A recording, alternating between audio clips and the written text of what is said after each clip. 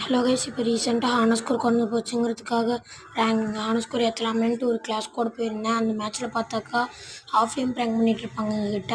சரின்ட்டு எங்கள் டீமான எல்லோரும் முடிச்சு விட்டு சரி இந்த மேட்ச்சை முடிச்சிடலான்ட்டு பார்க்கும்போது பார்த்தாக்கா நாங்கள் 3 ரவுண்ட் வந்தோம். திடீர்னு எங்களை போட்டு தள்ளிடுவாங்க. அதுக்கப்புறம் சரி என்ன பண்ணுறதுன்னு தெரியாமல் குழம்பிட்டு இருக்கும்போது இந்த ஆட்டம் கரெக்டாக ஒருத்தர் வருவார். அவரை கில்லு கிளியர் பண்ணி முடிச்சுட்டு பார்த்தாக்கா இங்கே ஒருத்தர் எனக்கு டேமேஜ் கொடுத்துட்டு எகிரி வருவார். அவரையும் கில்லு கிளியர் பண்ணி விட்ருவேன்.